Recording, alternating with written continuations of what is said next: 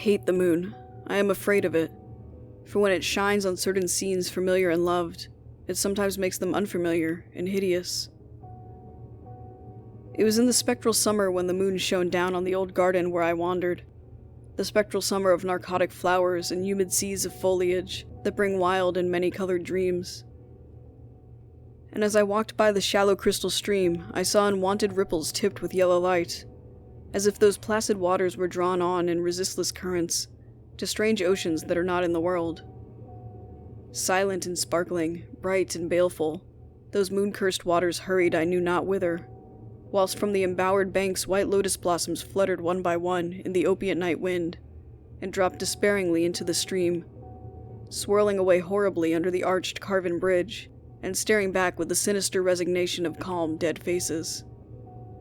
And as I ran along the shore, crushing sleeping flowers with heedless feet, and maddened ever by the fear of unknown things and the lure of the dead faces, I saw that the garden had no end under that moon. For where by day the walls were, there stretched now only new vistas of trees and paths, flowers and shrubs, stone idols and pagodas, and bendings of the yellow linen stream past grassy banks and under grotesque bridges of marble. And the lips of the dead lotus faces whispered sadly and bade me follow, nor did I cease my steps till the stream became a river, and joined amidst marshes of swaying reeds and beaches of gleaming sand, the shore of a vast and nameless sea. Upon that sea the hateful moon shone, and over its unvocal waves weird perfumes brooded, and as I saw therein the lotus faces vanish, I longed for nets that I might capture them, and learn from them the secrets which the moon had brought upon the night.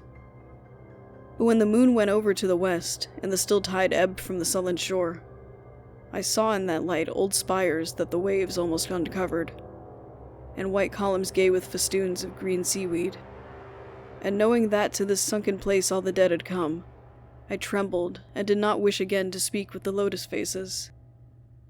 Yet when I saw far out in the sea a black condor descend from the sky to seek rest on a vast reef, I would fain have questioned him, and asked him of those whom I had known when they were alive. This I would have asked him had he not been so far away. But he was very far, and could not be seen at all when he drew nigh that gigantic reef.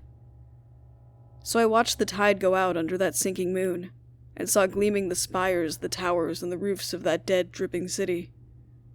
And as I watched, my nostrils tried to close against the perfume-conquering stench of the world's dead. For truly, in this unplaced and forgotten spot, had all the flesh of the churchyards gathered for puffy sea worms to gnaw and glut upon. Over those horrors the evil moon now hung very low, but the puffy worms of the sea need no moon to feed by.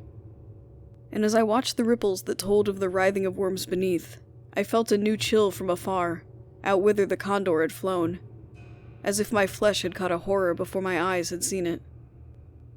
Nor had my flesh trembled without cause, for when I raised my eyes I saw that the waters had ebbed very low, shewing much of the vast reef whose rim I had seen before. And when I saw that this reef was but the black basalt crown of a shocking icon, whose monstrous forehead now shone in the dim moonlight, and whose vile hooves must paw the hellish ooze miles below, I shrieked and shrieked, lest the hidden face rise above the waters, and lest the hidden eyes look at me, after the slinking away of that leering and treacherous yellow moon. And to escape this relentless thing, I plunged gladly and unhesitatingly into the stinking shallows, where amidst weedy walls and sunken streets, fat sea worms feast upon the world's dead.